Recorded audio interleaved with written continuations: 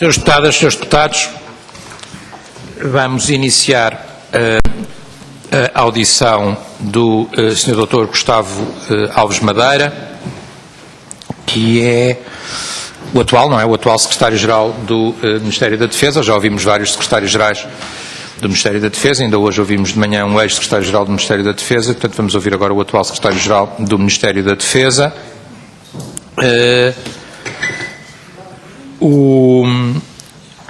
Esta audição será normalmente iniciada pelo PSD, no entanto, o Sr. tem, como qualquer depoente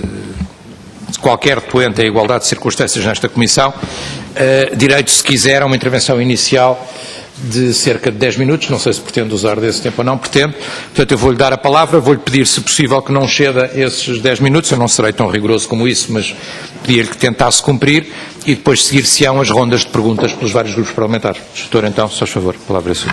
Muito obrigado, Sr. Presidente. A intervenção será muito sucinta, não demoraremos seguramente mais do que um minuto. Dá nota de que iniciei funções no Ministério, na Secretaria-Geral do MDN, no dia 10 de janeiro de 2012, e, portanto, estarei disponível, obviamente, para o esclarecimento de todos os factos que entenderem como relevantes, embora a partir de 10 de janeiro de 2012, como se pode subentender ao início de funções. Eu acho que é importante dar nota também das competências principais da Secretaria-Geral. Eu sei que já ouviram bastantes secretários-gerais, mas parece-me que é relevante. Portanto, a Secretaria-Geral tem, diremos, 5 grandes áreas de intervenção. Uma área de sistemas de informação, portanto, gerimos, do ponto de vista transversal, de todo o Ministério, o ERP do Ministério, portanto, no fundo, os sistemas de informações operacionais e operacionais, logística, área financeira, recursos humanos, portanto, no fundo, serviços de suporte do ponto de vista de sistemas de informação, compras. Temos os processos de compras centralizadas, portanto, compras não de equipamento militar, compras transversais ao Ministério. Temos a área de protocolo e comunicação, portanto, por inerência. Temos uma área de recursos humanos, também tendencialmente partilhada, portanto, não é transversal a todo o Ministério, mas é parcialmente transversal, portanto, geralmente às direções gerais do Ministério. E temos a área financeira também, com os pagamentos a algumas direções gerais do Ministério. Portanto, no fundo, estas, do ponto de vista, de forma muito sucinta, são as principais competências da Secretaria-Geral do Ministério da Defesa Nacional. E, portanto, por aqui me ficarei como introdução. Muito obrigado, Sr. Segue-se rondas de perguntas. Nesta sessão cabe ao Partido Social Democrata iniciar a ronda de perguntas e, portanto, eu dou a palavra à Sra. Deputada Elsa Cordeiro. Se faz favor, Sra. Deputada, dispõe de 10 minutos. Obrigado, Sr. Presidente, e desde já agradecer a presença do Sr. Secretário-Geral do Ministério da Defesa, o Mestre Gustavo Madeira, por hoje estar aqui perante nós para nos esclarecer da melhor forma quanto às questões que nós temos vindo a abordar. A minha primeira questão, e uma vez também fez uma breve apresentação daquilo que é a atividade da Secretaria-Geral e do próprio Secretário-Geral, era quais realmente são as suas principais funções como Secretário-Geral do Ministério da Defesa Nacional. Obrigado, Sra. Deputada. Sr. Muito obrigado. Sr. Presidente, Sr. Deputado, eu vou, no fundo, eventualmente posso correr o risco de me repetir, de forma agora mais pormenorizada. Portanto, temos uma primeira vertente, sistemas de informação. Portanto, os sistemas de informação do Ministério, portanto, serviços integrados, incluindo ramos das Forças Armadas, são suportados por nós. Portanto, sistema financeiro, logística é o principal no que suporta as operações militares. Depois temos uma vertente de compras. Portanto, no fundo, a unidade ministerial de compras está connosco. As centralizações dos acordos quadra da SPAP, e até nesse âmbito, temos tido bons resultados. Se olharmos para os últimos 2 anos, somos o Ministério com maiores poupanças na administração pública. E, portanto, tem uma área de referência dentro do próprio Ministério. Serviços partilhados no âmbito da gestão de recursos humanos, nomeadamente no que diz respeito a pagamentos de vencimentos, limitado às direções gerais do Ministério, e serviços partilhados no âmbito dos pagamentos, portanto, na vertente financeira, também limitado a direções gerais do Ministério. Não são coincidentes, portanto, nem todas as direções gerais que têm os serviços partilhados de pagamentos têm no âmbito dos recursos humanos. Funções no âmbito do protocolo e comunicação, diretamente de apoio ao Sr. Ministro. E diria que são as principais atividades, com uma vertente importante na componente financeira de coordenação do Programa Orçamental da Defesa, portanto, do P6. Obrigado, Sr. Sr. Deputado. O que me está a querer dizer é que desde do despacho e a passagem das competências para a Direção-Geral das Atividades Económicas, a Secretaria-Geral deixou de acompanhar qualquer processo referente às contrapartidas? Com a extinção da Comissão Permanente de Contrapartidas, sim. E a Secretaria-Geral apoiava juridicamente a Comissão Permanente de Acompanhamento a Comissão Permanente das Contrapartidas. Portanto, só acompanhava com o estímulo da Comissão. Portanto, se houvesse alguma dúvida, nomeadamente na vertente jurídica, é que havia intervenção da Secretaria-Geral.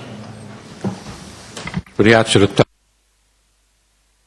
Obrigado, Sr. Presidente. Ao longo das várias audições que nós temos tido nesta Comissão de Inquérito, já por várias vezes foi levantado a suspeição de que existem documentos desaparecidos, referentes ao processo de aquisição de equipamentos militares. A primeira questão que eu lhe faço em relação a este assunto é se alguma vez, como Secretário-Geral, sentiu dificuldade para ceder a algum documento referente a algum contrato de aquisição ou de contrapartidas? Obrigado. Ou seja, voltando ao ponto inicial, portanto, iniciei funções no 10 de janeiro de 2012. Dessa data, a espaços do Gabinete do Sr. Ministro perguntam se temos um ou outro documento. Vamos respondendo em conformidade com se encontramos ou não encontramos e, portanto, documentos desaparecidos não tenho conhecimento de que existam. Mas nem poderia ter também. Sr. Deputado. O que me está a dizer então é que também nunca ouviu falar que tenham desaparecido documentos referentes na Secretaria-Geral referentes aos contratos de aquisição de equipamentos. Muito obrigado. Na Secretaria-Geral é difícil porque, que eu julgo saber, não estiveram na Secretaria-Geral. Portanto, o papel da Secretaria-Geral neste processo foi um papel muito limitado. Por favor, Sr. Deputado, pode prosseguir. Desde já agradeço os seus esclarecimentos. A questão também, e continuando um pouco nesta matéria, e na vertente, além de documentos que dizem que refere-se a contratos de aquisição, também tem sido levantada uma suspeição sobre o desaparecimento de cartas convites para o financiamento, no caso dos equipamentos militares dos submarinos. Essas cartas realmente existem ou não? Doutor. Com entrada registada na Secretaria-Geral, não. Ou seja, fizemos uma pesquisa, de facto o Gabinete do Sr. Ministro fez-nos uma pergunta se existia ou não existia registro da entrada dessas, ou melhor, da saída e da correspondente entrada das propostas. E não foi possível localizar nos registros, quer de saída, quer de entrada, qualquer desses documentos. Sr. Deputado. Mas não tem conhecimento dessas cartas convites? Doutor. Existem documentos que mencionam a existência dessas cartas convites e das propostas. Sr. Deputado. E já uma vez as viu, leu, teve na posse das mesmas?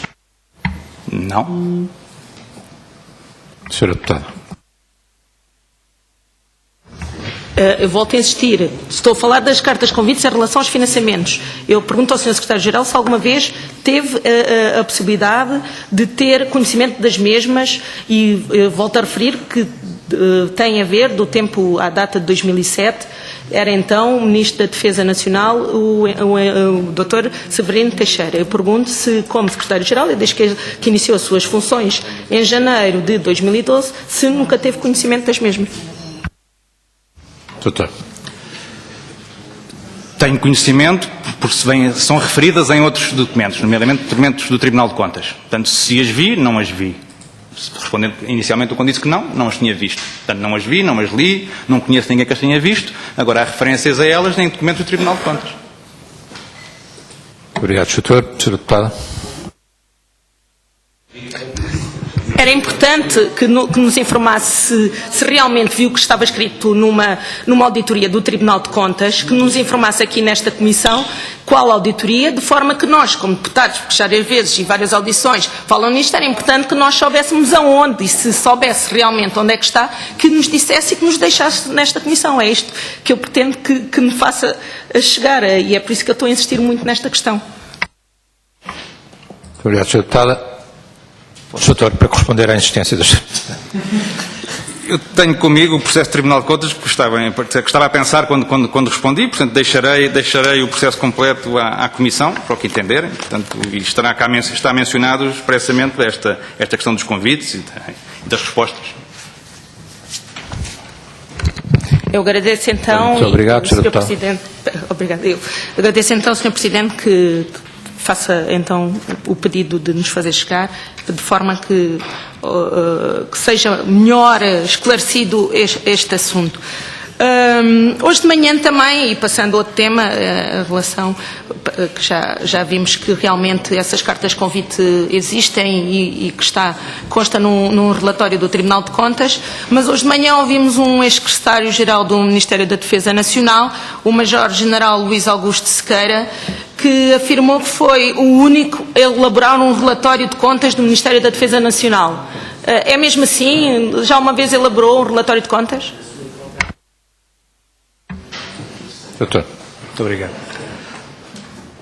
A elaboração de relatórios únicos pelo Ministério era um desígnio antigo de qualquer Ministro das Finanças, portanto, e é um objetivo. De facto, houve um relatório que foi elaborado, salvo erro, no ano de 2007, mas sujeito à confirmação o ano, que foi uma tentativa de elaborar uma conta global, integrada e com as regras de consolidação do Ministério da Defesa Nacional. Essa conta, ou esse relatório de contas, não foram publicitados, portanto, no fundo, foi considerado, naquilo que eu consigo perceber com este ato temporal, um exercício. No fundo, em algo que se caminhava para um objetivo futuro. Nós, do ano passado, elaborámos um relatório similar, mas são relatórios que são parques da informação, ou seja, porque, no fundo, e aqui tínhamos de fazer uma retrospectiva em termos do regime da administração financeira do Estado. Ou seja, nós tínhamos uma contabilidade orçamental e o Estado baseava-se numa contabilidade orçamental. Com a introdução da componente patrimonial, nem todos os bens patrimoniais estão registados. E, portanto, o Estado não tem registado nas suas contas os seus ativos. Ou seja, no Ministério da Defesa Nacional também tem um conjunto de ativos significativos, nomeadamente imóveis, que não estão registados numa perspectiva patrimonial. E, portanto, há um trabalho de base que tem que ser feito, nomeadamente levantamento, classificação, registro e quantificação desses valores inerentes a esse património, para que essas contas possam, no fundo, transmitir uma imagem verdadeira e apropriada da situação patrimonial do Ministério da Defesa Nacional. Doutor, Sr. Deputado. Obrigado.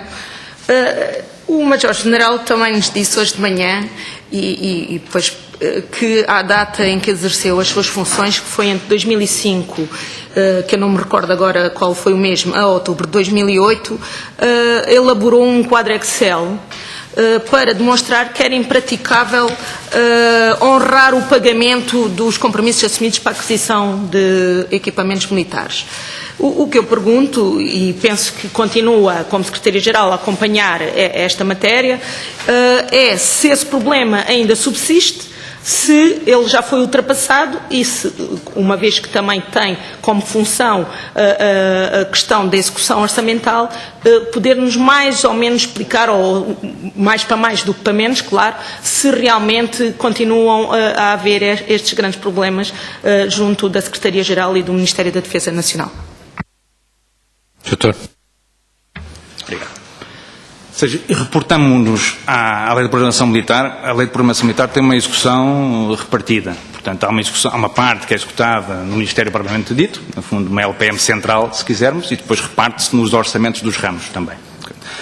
Este é o primeiro ponto. O segundo ponto, em termos de recursos, nós vivemos nos últimos anos desafiantes e nunca ninguém tem os recursos que necessita. Todos nós gostaríamos de ter mais recursos, é sempre necessário, temos sempre capacidades que gostaríamos de ver implementadas ou ver instaladas e, portanto, que não conseguem ser por limitação dos recursos, nomeadamente na vertente orçamental. Voltando e centrando na questão em concreto, não há nada que tenha deixado de ser feito por causa de falta de recursos na Lei de Programação Militar, no sentido de compromissos assumidos. Portanto, ou seja, não houve compromissos assumidos que deixaram de ser pagos ou que houve dificuldade nos pagamentos. Há dificuldade na gestão de tesouraria normal, porque temos uma lei de compromissos que não existia, temos uns fundos disponíveis que não existiam, são relativamente recentes e que, no fundo, colocam o contexto um pouco mais desafiante do que era, porque, no fundo, há novas limitações. Mas, até à data, todos os compromissos foram integralmente respeitados. Obrigado, Sr. Deputado. Obrigado. Uma das questões também que aqui têm sido levantadas é a forma do financiamento e tem sido a alocação operacional, tem sido objeto de grandes elogios, mas também de grandes críticas. Já ouvimos vários. E o que eu queria agora, e para terminar, é ouvir a sua opinião sobre esta forma de financiamento ou outras formas de financiamento que nos pode aqui dar conta de que defende ou de que tem neste momento a gestão para fazer. A lei de programação atual, nesta vertente, limita-se a continuar a cumprir os compromissos assumidos. Ou seja, as decisões que foram tomadas em determinado contexto. E se retirarmos o contexto histórico em que foram tomadas, estamos a desvirtuar a análise que é feita. E, portanto, eu acho que não me compete estar a classificar ou as opções que foram tomadas por diversos governos e diversos intervenientes, com intervenções de secretários-gerais, diretores-gerais, um conjunto de técnicos altamente habilitados que apontaram uma determinada solução à luz do contexto da época. E, portanto, seguramente foi a melhor solução no momento para resolver, para fazer face aos desafios que se colocavam.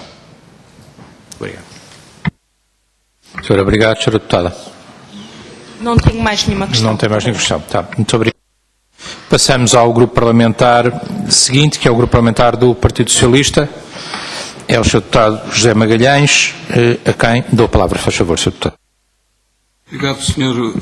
Presidente. Eu fico dispensado de fazer algumas das perguntas que já foram enunciadas pela Sra. Deputada do PSD, mas devo dizer que, de qualquer maneira, não as faria, pelo menos as respeitantes às atribuições e competências da Secretaria-Geral, uma vez que elas estão definidas no Decreto Regulamentar 7 de 2012 e na Portaria 86 de 2012, de março esta última, a 1ª de janeiro, e o objeto da Comissão de Inquérito não é inquirir a Secretaria-Geral do MDN no seu funcionamento recente, é precisamente a apreciação dos projetos em execução constantes das leis de programação militar nas suas diversas dimensões. Eu retenho a sua declaração final de que é seu entendimento que em cada época foram encontradas as soluções melhores possíveis pelas entidades possíveis e com legitimidade adequada.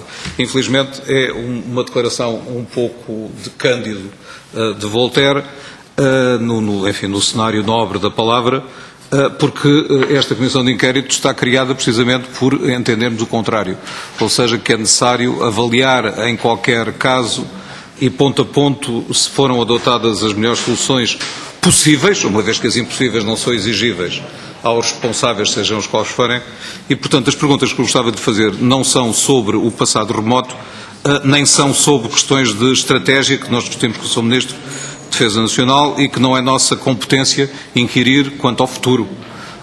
A nossa análise é, desse ponto de vista, limitada.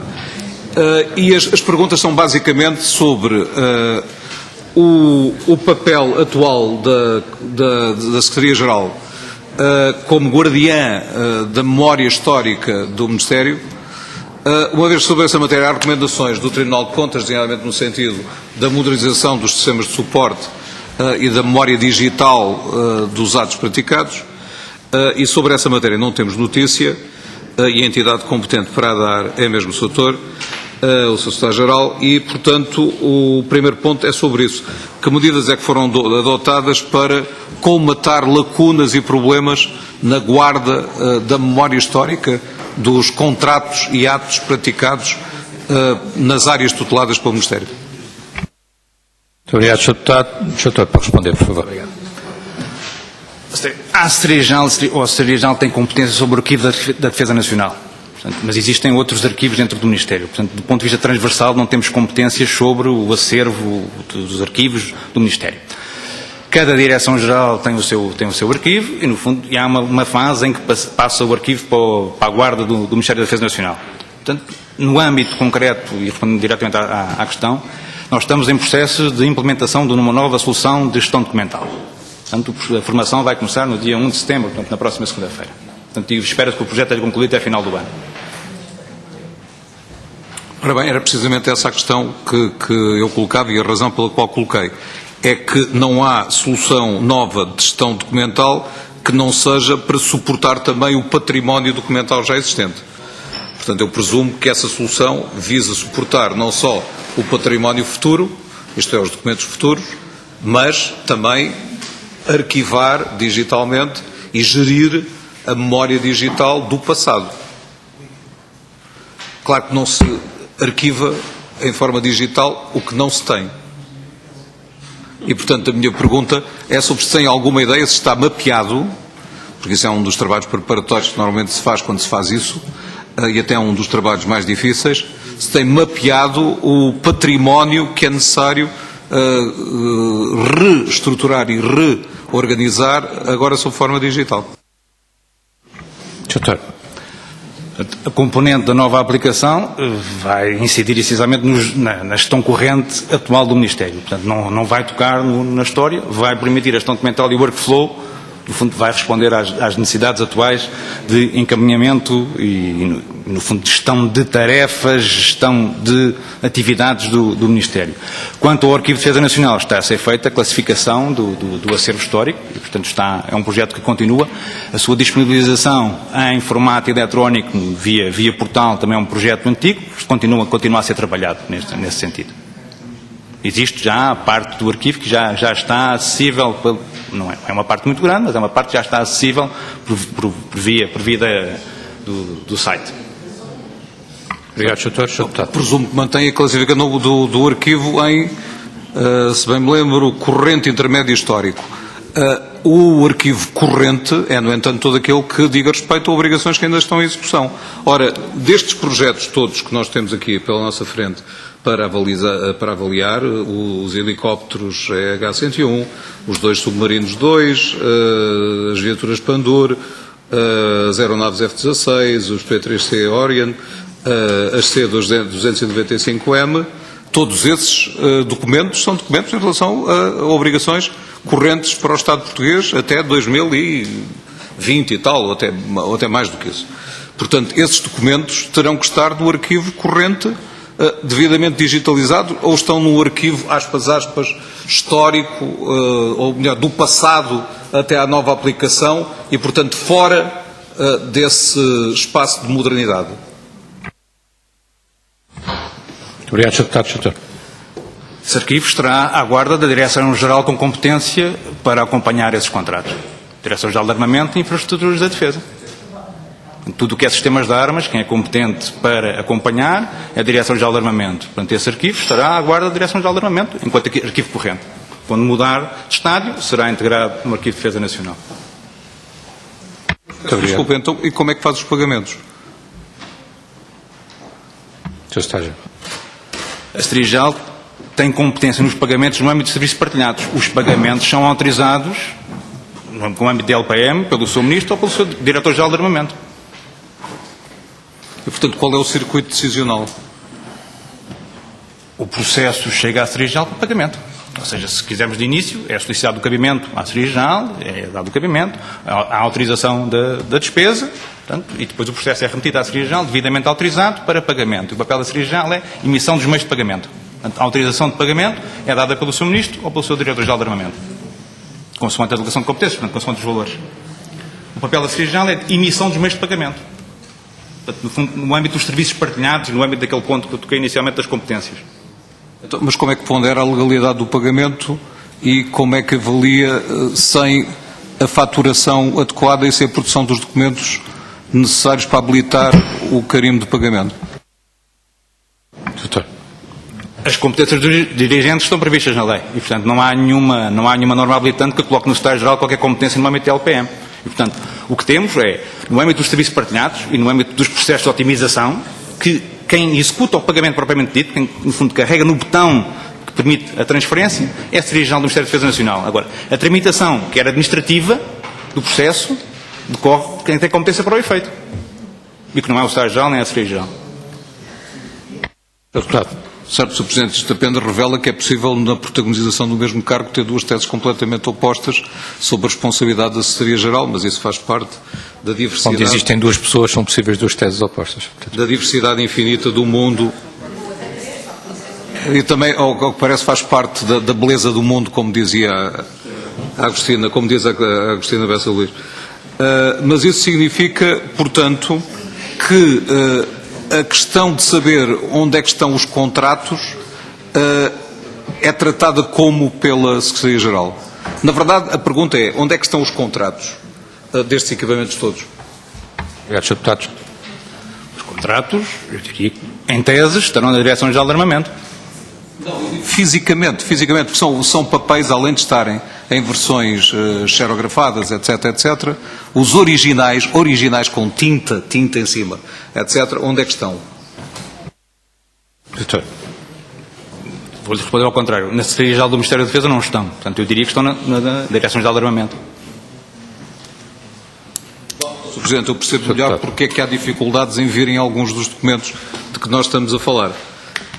E eu vou dar um exemplo, e é um exemplo bastante importante, sobretudo face às comunicações da Ordem dos Advogados que recebemos esta semana. Por exemplo, sendo o mandato desta Comissão, apurar se os contratos na sua modulação respeitaram a defesa do melhor interesse do Estado ou não, não há possibilidade absolutamente nenhuma de fazer um juízo sobre essa matéria, pelo menos um juízo sério, sem acompanhar a tramitação dos contratos. Por exemplo, se eu negociei um determinado spread e, a pedido do consórcio bancário, eu piorei o spread, na ótica do devedor, claro, e o melhorei a favor do consórcio bancário, só há uma maneira de saber isso, é agarrar na documentação preparatória e verificar proposta inicial, proposta intermédia 1, proposta intermédia 2, 3, 4, 5, os que forem, até chegar ao resultado final, e depois fazer uma comparação entre o início e o fim, para avaliar se o resultado foi favorável ao Estado ou se foi desfavorável ao Estado. Ora, se entender que o Estado não tem que guardar nos seus arquivos as peças processuais decorrentes da negociação, isto é, da P1, P2, P3, P4, etc., portanto, as várias propostas intermédias, haverá uma ocultação, ou pelo menos uma invisibilização, dos elementos necessários para formar um juízo objetivo sobre se a negociação foi bem feita ou mal feita. Se se entender, como entende tradicionalmente a Ordem dos Advogados, e voltou a exprimí-lo, a propósito de um pedido feito pela Assembleia da República, se entender que se algum advogado foi metido ao barulho, esse advogado está protegido pelo segredo profissional e não pode depor perante o Parlamento, nem escrever sobre a matéria e transmitir ao Parlamento, então, se o Estado prescinde e abre mão de ter um arquivo completo, há uma zona de invisibilidade completa que implica a impossibilidade de exercício de controle jurisdicional e, simultaneamente, de controle parlamentar. Tem a percepção de que está nas suas mãos, ou enfim, nas mãos de alguém, porque se não é a Secretaria-Geral que responde por isto, então temos que falar com a entidade que responde por isto, que é a entidade à qual eu posso dirigir, perguntando, ok, muito bem, está aqui um contrato, que é o contrato financeiro, imaginamos, dos submarinos. Ok? Portanto, foi assinado, na sua versão originária, negociado com um consórcio bancário, e foi preparado em Londres, em Lisboa, etc., e assinado, em nome do Estado português, com o mandato do Conselho de Ministros. Onde é que estão as peças preparatórias desse contrato?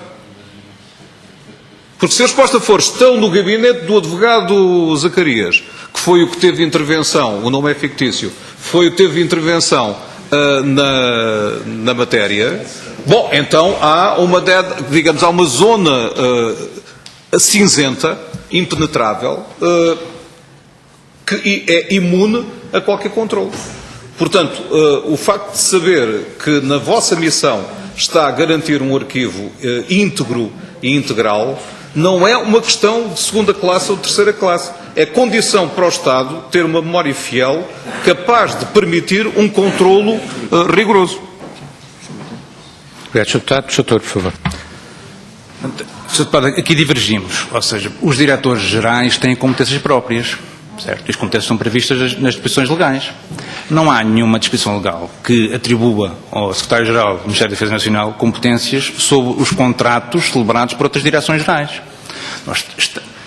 Uma coisa é serviços partilhados e uma coisa é termos, processarmos os vencimentos de algumas direções-gerais, libertarmos os meios de pagamento, no fundo, efetuarmos o pagamento propriamente dito de algumas das necessidades de bens e serviços, de todas os pagamentos das direções-gerais que estão sobre a alçada dos serviços partilhados são feitos por nós, todos. Nesse âmbito, o processo é devidamente autorizado, tem competência para o efeito e é emitido o meio de pagamento, é pago, efetivamente. E, portanto, o diretor-geral, quando assina determinado pagamento, ou o seu ministro, quando assina determinado pagamento, tem que garantir que as condições reunidas, que estão reunidas as condições para esse pagamento ser autorizado. Ou seja, se tivermos a revisão de contratos, desde que tenham um impacto financeiro, obviamente deve estar associado ao processo de despesa. Agora, eu desde 10 de janeiro de 2012 não tive nenhuma necessidade de ter nenhuma informação adicional. Toda a informação que eu tive para fazer face aos compromissos da Lei de Programação Militar e aos outros compromissos me foi colocada à disposição. Nomeadamente, como se sabe, a partir de 10 de janeiro de 2012 não houve qualquer impacto financeiro na vertente dos submarinos, menos que eu tenha conhecimento. Há outros contratos que, de facto, têm impactos financeiros. Não, o impacto foi todo em 2010. Impactos financeiros, há o C295, o ZEGAS, esses sim têm impactos, estão a ser cumpridos os compromissos, estão a ser pagos, nós estamos, mais uma vez, no âmbito dos serviços partilhados, a emitir os meios de pagamentos inerentes a esses contratos. Agora, a autorização de despesa despesa e de pagamento é exarada pelo Sr. Ministro ou o Sr. Diretor-Geral de Armamento, consoante as competências que estão delegadas. Porque é o Diretor-Geral que, ao assinar, tem que ter os originais desses contratos, responder perante esses contratos e teve delegação de competências seguramente para ter alguns atos que deram origem a esses contratos. A Secretaria-Geral não teve intervenção nesse processo de aquisição. Sr. Deputado.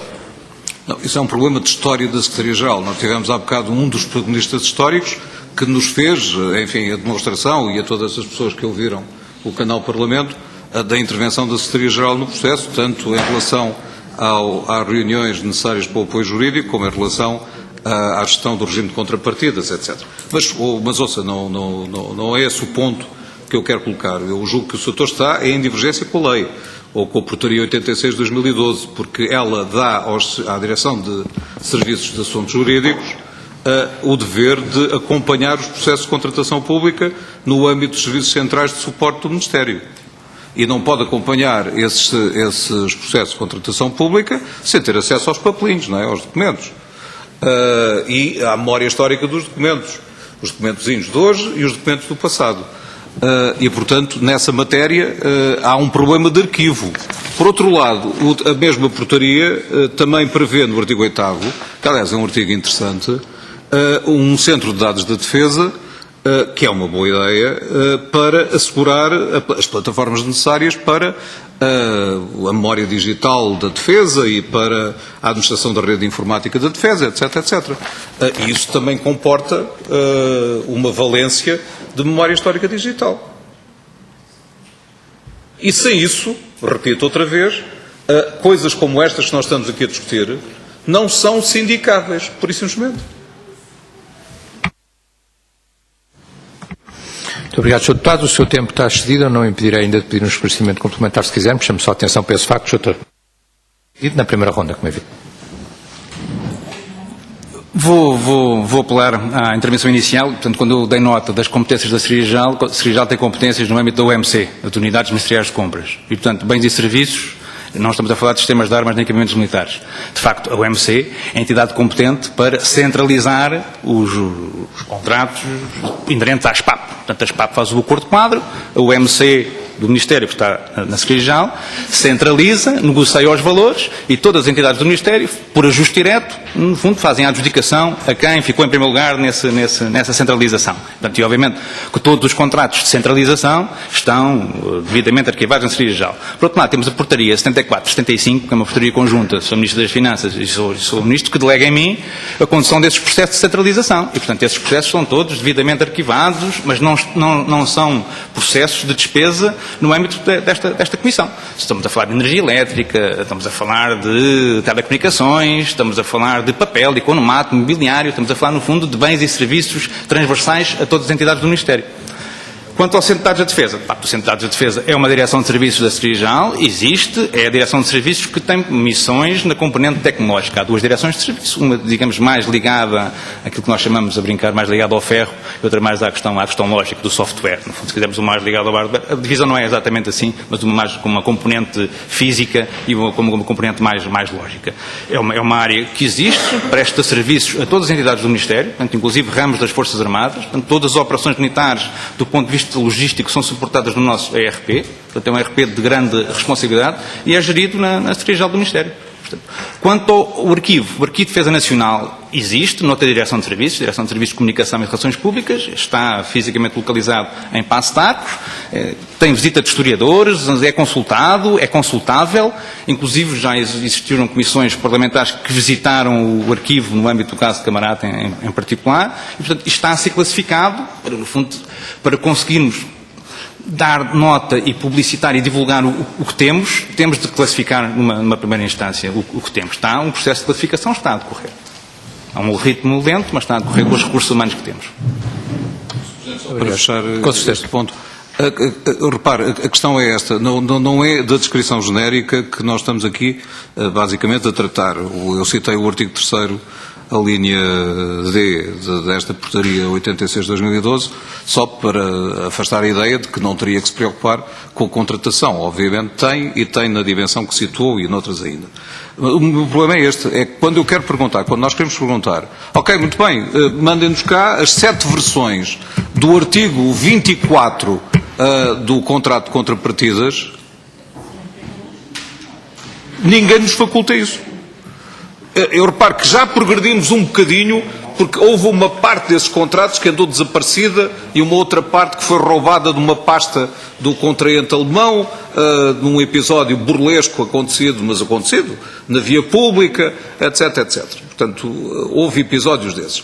Mas em relação a esta questão concreta, que é uma questão muito importante, ninguém nos dá essas variações ou essa evolução. E a minha pergunta é, regressando ao seu gabinete daqui a um bocado, ou amanhã, etc., quem é que pode encarregar de encontrar essas 6 ou 7 versões, ou 2 ou 3, ou o que forem, para que nós tenhamos conhecimento delas? Porque em relação a si não há segredo, pelo menos oponível à Assembleia da República. Em relação a um advogado encartado que tenha pedido para ser desobrigado de segredo pela Ordem de Advogados, há uma cadeia decisional que pode ser superada, mas é relevante. Isto me levou, Sr. Presidente, só para acabar, portanto, eu gostava que se fechasse isto, e por outro lado, fechar, no sentido que sabemos, de lhe perguntar se, face às auditorias que têm sido feitas pelo Tribunal de Contas à gestão e aplicação da Lei de Programação Militar, que medidas é que realmente foram adotadas para o cumprimento das recomendações? Porque o Tribunal concluiu, no ponto 165 da sua mais recente auditoria, julgo eu, que das 20 recomendações ativas relativas a 6 relatórios de auditoria, 10% foram acolhidas, 10%, 35% parcialmente, 35% não acolhidas e 20% com informação de acolhimento.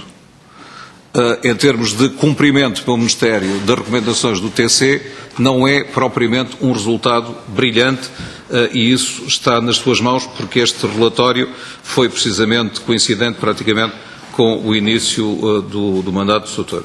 Portanto, é importante e é interessante saber o que é que isso tem tido como progresso, porque um dos fatores negativos é precisamente a incapacidade de se juntar a informação atinente à gestão do mesmo projeto e fazer com que os vários ramos e os vários interventores compilem na mesma matriz a informação toda para ela poder ser utilizada pelos decisores aos vários níveis, incluindo pela tutela política. Portanto, eram estas as questões. Obrigado, Sr. Deputado. Sr. Deputado, para uma resposta final às perguntas do Sr. Deputado José Magalhães. Quanto à questão do quem, eu respondia com ninguém. Ou seja, não há ninguém no âmbito da Secretaria-Geral que consiga localizar documentos que não estão na Secretaria-Geral. Portanto, nós não temos os contratos, nem as versões, nem nada relativamente a este processo. Primeiro... Não é que nos tem vindo, Sr. Presidente, os textos do gabinete sobre isto, provavelmente? Sr. Deputado, a pergunta é boa e é interessante, mas quer dizer, todos os pedidos são feitos ao Ministro, como devem ser, e portanto é do Ministério que nos vêm os documentos, não é? Portanto, nós não pedimos diretamente à Secretaria-Geral, e de resto é como qualquer requerimento que é dirigido à própria Presidência da Assembleia, como sabe, e depois são respondidos pelo Ministério. Claro. A nossa intuição reforçada pela conversa há bocado serão recolhidos através do Gabinete do Ministro e enviados, ou dos vários Ministros enviados, penso eu, mas posso tentar dar-lhe uma resposta mais tarde. Já agora, Sr. Presidente. Está bem. Portanto, a Secretaria-Geral não teve os documentos, não tem os contratos e, portanto, não consigo mandatar ninguém para fazer essa localização que foi sugerida. Quanto à questão da Lei de Programação Militar, a Secretaria-Geral não é a entidade competente, não é a entidade que gera a LPM, portanto, não é a entidade que gera a Lei de Programação Militar. A LPM, do ponto de vista orçamental, é um serviço que é coordenado pelo Sr. Ministro e há uma delegação de competências no Sr. Diretor-Geral de Armamento. A partir do próximo orçamento, portanto, do orçamento de 15, na proposta da orgânica que está em cima da mesa neste momento, será a LPM integrar a Direção-Geral de Armamento e Infraestruturas Militares. Portanto, as auditorias do Tribunal de Contas, do ponto de vista indireto, tocam obviamente na Secretaria-Geral, porque há um conjunto de recomendações que são feitas, ou por inerência dos sistemas de informação, e há recomendações ligadas à questão de uma aplicação informática que que permita ter visibilidade sobre o estado dos projetos, o estado das capacidades, está a ser desenvolvida. Portanto, estamos, no fundo, em implementação de um projeto que é o EPM, portanto, no fundo, um projeto baseado em tecnologia Microsoft, que possibilitará aos decisores políticos e ao próprio Tribunal de Contas entrar na aplicação e visualizar o que pretender visualizar dentro da execução, quer financeira, quer material, dos projetos. Portanto, esse EPM, a ideia será transversal ao Ministério. Portanto, no fundo, há a LPM dos Serviços Centrais e a LPM de cada um dos ramos e do ENCFA. Portanto, no fundo, transversal a todas as entidades que gerem a LPM no Ministério da Defesa Nacional. Portanto, aí a Secretaria-Geral tem um papel a dizer. Houve alterações de procedimentos significativos no âmbito das competências de cada entidade, nomeadamente de definição. Havia algumas zonas cinzentas sobre quem faz o quê. E foi feito um documento enquadrador entre a Secretaria-Geral e a Direção-Geral de Armamento, em que foi definido quem fazia o quê. Portanto, no fundo, é um documento que é útil para todos sabermos o que é que devemos fazer e ninguém se atropelar e todos sabem onde é que começam e acabam as competências de cada um. Esse documento surgiu no âmbito de uma auditoria do Tribunal de Contas também, em que foram detectados pagamentos em duplicado. Portanto, houve uma auditoria nesse âmbito. Geralmente, eu faço aqui uma nota, são utilizados o termo de pagamento em duplicado, porque geralmente, como sou das finanças, o pagamento em duplicado é pagar a mesma fatura duas vezes. É o conceito normal. E aqui o que estamos perante não é pagamento de faturas em duplicado. Era elementos que constavam parcialmente em faturas, que passaram a constar noutras faturas, muitas delas distantes um ano e tal depois. Portanto, no fundo, parcelas de faturas. De facto, foi uma não conformidade do sistema de controle interno, mas essas faturas eram visadas no fundo, era o prestador emitia as faturas à DEFLOC, a DEFLOC enviava para a Força Aérea que visava as faturas, que enviava para a DGAED, que por sua vez enviava para a Secretaria-Geral para efeitos de pagamento. Portanto, tinha este circuito todo, mesmo assim não foi possível detectar. No momento dessa auditoria e desses pagamentos duplicados, foi definido essa necessidade de definir claramente as competências de cada uma das direções gerais e, portanto, foi elaborado um documento nesse sentido. Portanto, quanto às demais recomendações, estão a ser implementadas, algumas chocam com algum tipo de organização ou a componente tecnológica pode ajudar em muito. Não resolve tudo. Nós tendencialmente dizemos que a tecnologia resolve tudo, não resolverá tudo, mas pelo menos dará um tipo de visibilidade que vai permitir que acontecer que outro tipo de recomendações sejam cumpridas. Muito obrigado, Sr. Secretário-Geral. Portanto, segue-se o grupo parlamentar do CDS-PP. Eu vou dar a palavra à Sra. Deputada Cecília Meireles. Só antes disso, dizer ao Sr. Deputado José Magalhães que a regra geral, de facto, temos seguido, tivemos aqui a confirmar, é a dirigir ao Ministério, normalmente é articulado pelo chefe de gabinete do Sr. Ministro, que endereçará aos vários serviços a localização da documentação e depois nos envia a resposta. Ainda que possa ter acontecido, e estávamos a verificar isso agora, que num requerimento específico, se não estou em erro, do Bloco de Esquerda, precisamente por documentação que argumentava o grupo parlamentar que não se encontrava, ter sido dirigido à Secretaria-Geral, sendo que a resposta foi recebida da Secretaria-Geral nesse caso, com o conhecimento do chefe de gabinete do Sr. Ministro, e a resposta é absolutamente coincidente com aquela que aqui o Sr. Secretário-Geral nos acaba de dar, ou seja, que na Secretaria-Geral essa tal documentação não era localizável. E, portanto, penso que isto responde à sua pergunta. Ou seja, a regra é, vai para o Ministério, a não ser, em alguns casos, e designadamente no início dos nossos trabalhos, em que especificamente se diz, peça àquela direção, ou peça àquela pessoa. E nesses casos pode ter sido endereçado, como foi neste caso. Tá, muito obrigado. Sra. Deputada Cecília Meireles, por favor. Muito obrigada, Sr. Presidente, até porque eu acho que isso ajudou a esclarecer, também não completamente, apenas parcialmente, a minha confusão, porque eu confesso que estou um bocadinho confusa, pelo seguinte, e estava a começar a parecer-me que havia aqui alguma coisa que não estava a bater certo, porque nós sabemos que os contratos de aquisição, não apenas o dos submarinos, mas todos os contratos de aquisição estão no acervo desta Comissão de Inquérito, bem como os contratos de contrapartidas, bem como os contratos de financiamento. E, portanto, eles de algum lado hão de ter vindo. Supunha eu que teriam vindo do Ministério da Defesa, porque eu, por momentos comecei a achar que nós tínhamos um acervo documental bastante superior àquele que seria o do Ministério da Defesa, ou que me parecia manifestamente impossível. E, portanto, eu creio que o que se passa aqui é que muitas vezes na nossa cabeça percebo que agora porque erroneamente nós achamos que aquilo que faz parte do arquivo do Ministério da Defesa, aquilo que tem que estar no Ministério da Defesa, estará na Secretaria-Geral e muitas vezes, segundo parece, estará noutros sítios que a Secretaria-Geral em absoluto desconhece, porque a pergunta do Sr. Deputado José Magalhães é relevante, que é, eu tenho aqui uma cláusula, mas quero perceber como é que se chegou a essa cláusula.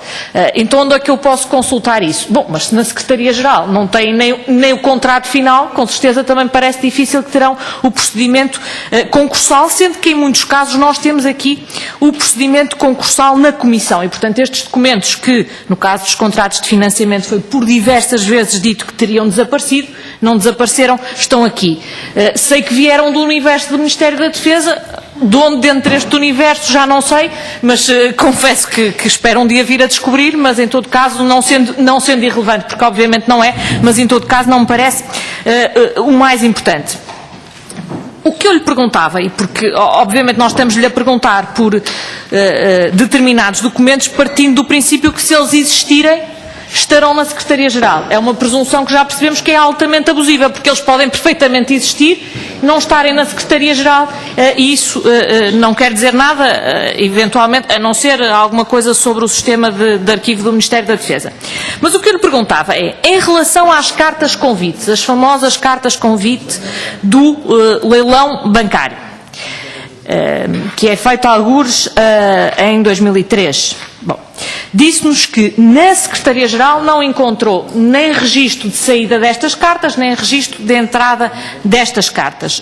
Obviamente que convém perguntar a todo o Ministério da Defesa. Mas, em todo caso, disse-me uma coisa que esta sim eu pedi-lhe que clarificasse, porque diz, existem documentos que mencionam as cartas convite e as respostas. Este dado pode ser muitíssimo relevante ou pode ser completamente irrelevante, porque nós precisamos de saber que menções são estas e onde é que elas foram feitas. O que eu lhe perguntava é quais são estes documentos que mencionam as cartas convite.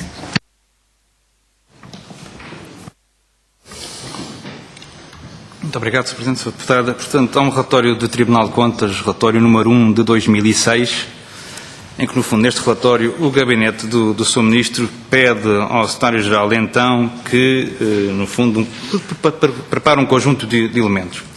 O Secretário-Geral, então, dá nota ao gabinete do Sr. Ministro, portanto, responde ao ofício inicial, dizendo que, eu vou passar a ler, relativamente ao assunto em epígrafe e na sequência do acordado na reunião realizada em 7 de abril de 2007, informo que subscrevemos a proposta de resposta do MDN elaborada pela firma de advogados Servo Correia Associados, em cumprimento da determinação constante, à linha D, isto é menos relevante.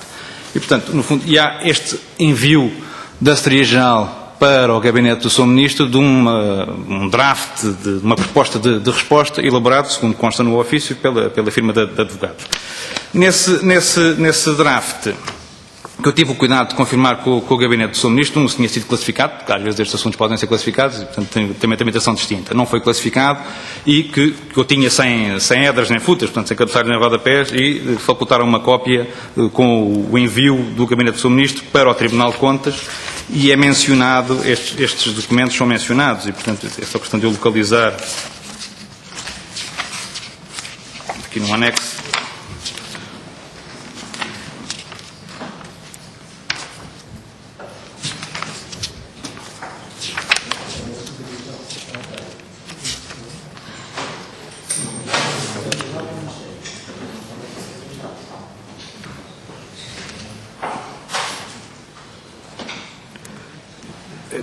O ponto que eu encontrei fala das respostas, no fundo, da resposta à carta convite, diz até ao dia 8 de setembro de 2003, data limite de entrega de propostas, foram recebidas 6 propostas, provenientes dos bancos ABN AMRO, BCP Investimento, Caixa B, Citigroup, Deutsche Bank, e um consórcio entre BES Investimentos, Credit Suisse, First Boston e a Sociedade de Advogados Linklakers. Então, no fundo, tem um conjunto de dados sobre a tramitação do processo. E é aqui neste momento que existem referências aos convites, às propostas. E é o documento que eu deixarei à Comissão, que eu tinha referido inicialmente à Sra. Deputada, que deixaria à Comissão.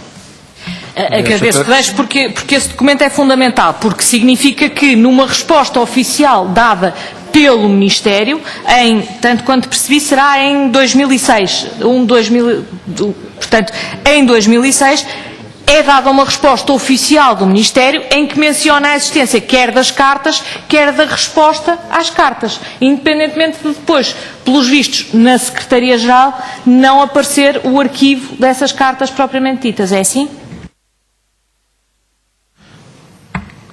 Na Secretaria-Geral existe o ofício do Secretário-Geral de então enviar o draft para o gabinete e o ofício expressamente diz que foi elaborado pela Sociedade de Advogados. Sim, mas compreenda, mas há só uma coisa aqui que me está a fazer alguma dificuldade em perceber. É como é que a Secretaria-Geral, e nós, creio eu, ainda não falamos com o Secretário-Geral de então. Ou por outra, não. Não.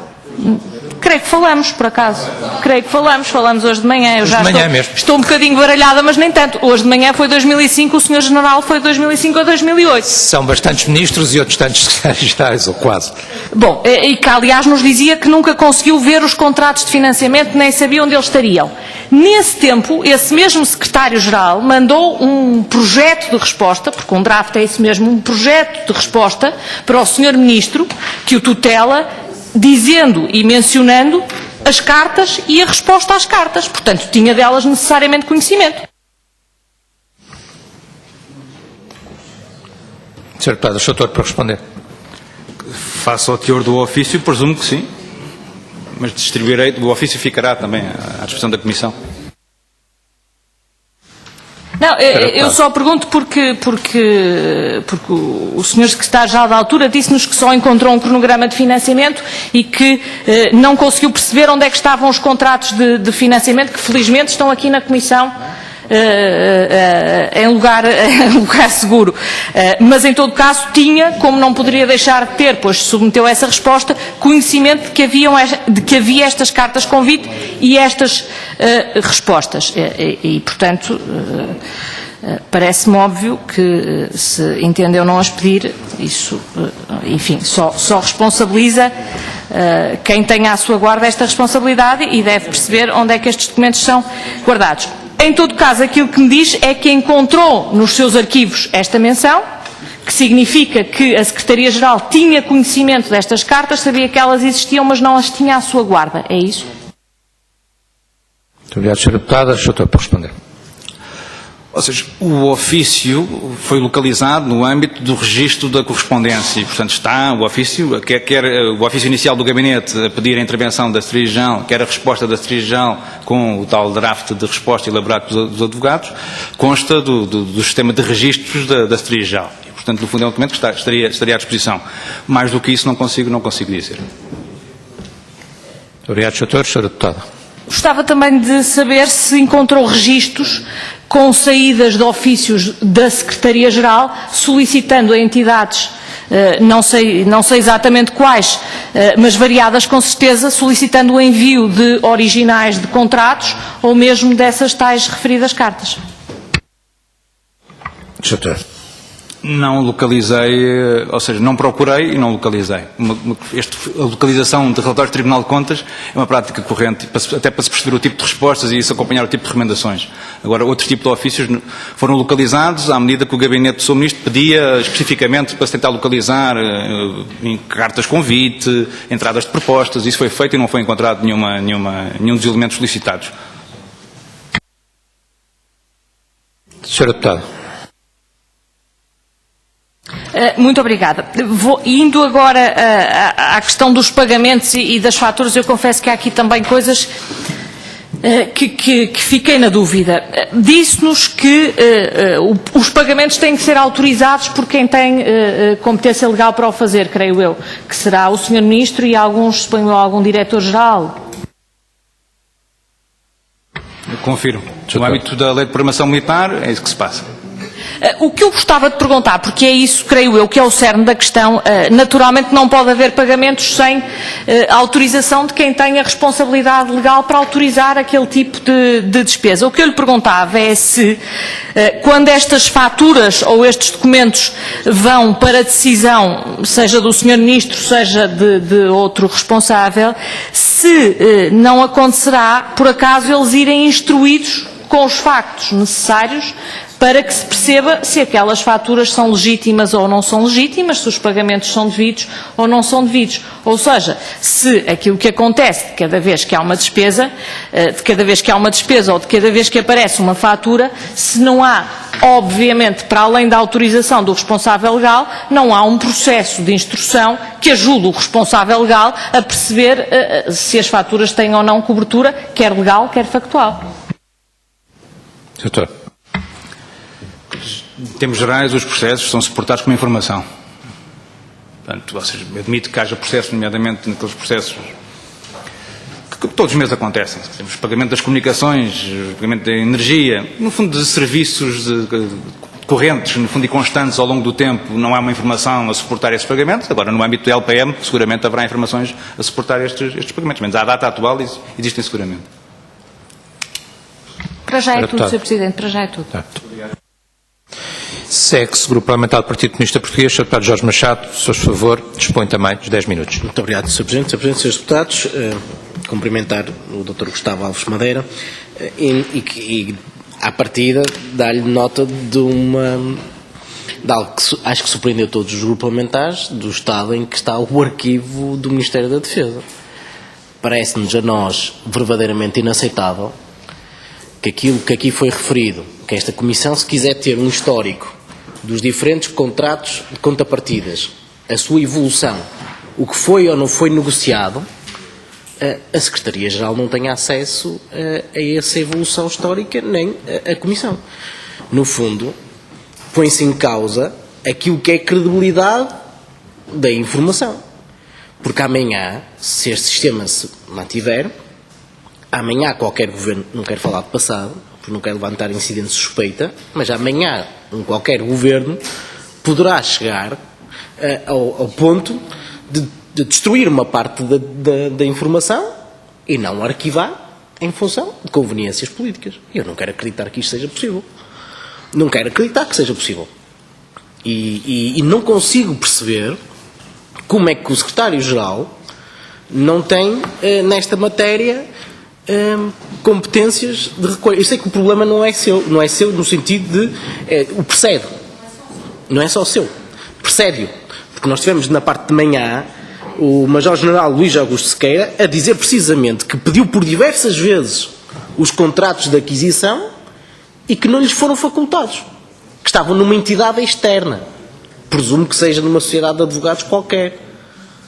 E se isto acontece, efetivamente, do ponto de vista daquilo que é o registro da informação, coloca-nos sérios problemas àquilo que é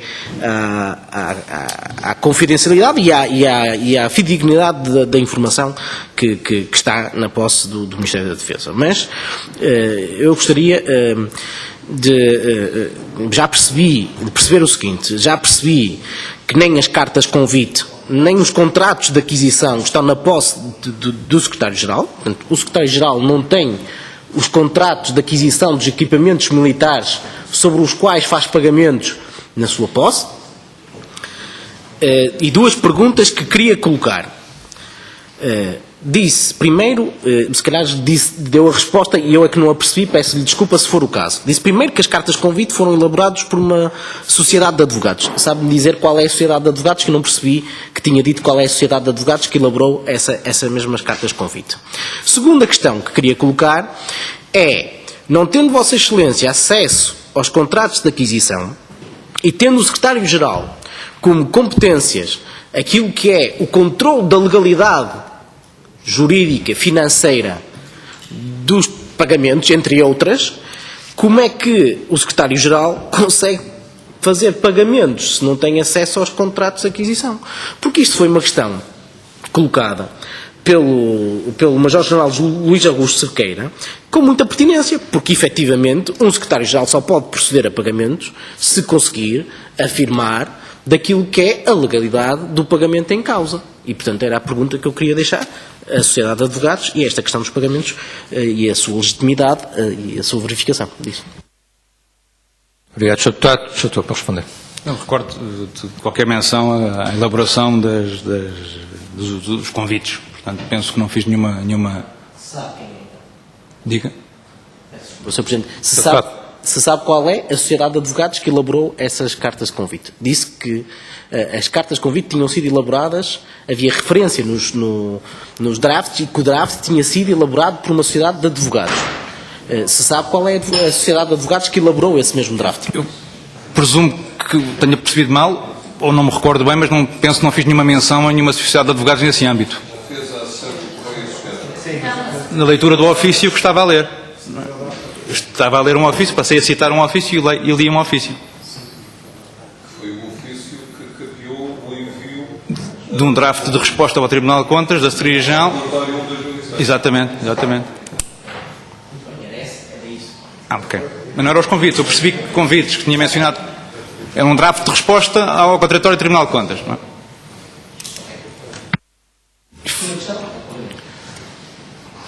Fez uma menção que o Secretário-Geral faz pagamentos. Ou seja, podemos entrar numa discussão técnica entre a diferença do pagamento e a emissão dos meios de pagamento. Eu, como sou financeiro, para mim é uma questão que é muito querida para mim. E há duas coisas importantes. É a autorização de despesa, a autorização de pagamento. E depois a seguir, há um ato que é emissão do meio de pagamento, que é aquilo que na gíria se pode dizer que é carregar no botão da transferência. Não é? No fundo é ter tudo validado, tudo autorizado, e alguém valida efetivamente a transferência bancária que vai fechar a operação de pagamento. E de facto o Secretário-Geral do Ministério da Defesa Nacional não faz pagamentos, faz emissão de meios de pagamentos. Os pagamentos são autorizados por quem tem competência para o efeito, e, portanto, atualmente Ministro da Defesa Nacional ou Diretor-Geral de Armamento, são as pessoas que têm competência no âmbito da LPM, portanto, Diretor-Geral no âmbito de competências delegadas. Quanto à questão concreta, se é possível fazer pagamentos sem ter contratos, eu diria que em tese não, mas atualmente não é, à data não sei. Sr. Deputado. Então, pelo que eu percebi, o que entendo é que essa competência de verificação da legalidade ou dos pressupostos não é do Secretário-Geral, apenas tem um papel de garantir os meios de pagamento, apenas. Há aqui uma divergência profunda daquilo que é as competências do Secretário-Geral, mas isso será para outra nota. Eu queria aprofundar a questão do arquivo. E se nos consegue dizer se acha normal que o arquivo do Ministério da Defesa, nomeadamente esta questão do histórico do arquivo e das diferentes versões dos contratos, se é normal não estar uma entidade como o Secretário-Geral, que tem competências e funções de alguma independência e autonomia dentro do próprio Ministério para verificar as questões de legalidade, etc., tem uma espécie de controle interno, se acha normal não haver um registro e um arquivo que tenha aquilo que são as versões todas dos documentos fora daquilo que é a tutela política. E era a questão que eu queria colocar, porque essa é efetivamente uma questão pertinente para esta Comissão. Obrigado, Sr. Deputado. A lógica como o arquivo está organizado, cada entidade ou cada direção-geral arquiva os documentos por quais tem competência ou por quais exerceu qualquer tipo de ato. Não existem arquivos transversais, arquivo corrente transversal, ou um único arquivo corrente dentro do Ministério, não existe. Sr. Deputado. Não queremos deixar de manifestar aqui nossa estranheza relativamente a esta matéria, porque efetivamente levanta-nos uma série de questões para depois serem analisadas posteriormente. Eu queria também colocar a questão da assessoria jurídica que existe junto do Secretário-Geral do Ministério da Defesa Nacional e perguntar como é que hoje está a Secretaria, a assessoria jurídica ao Secretário-Geral. Nós sabemos que o seu antecessor tomou medidas para reforçar os quadros internos daquilo que é o Ministério, a assessoria jurídica dentro do Ministério, do próprio Secretário-Geral, e perguntar se isto se mantém ou se retomamos a má prática de recorrer a entidades externas, nomeadamente sociedades advogadas, para proceder à assessoria jurídica por parte do Ministério.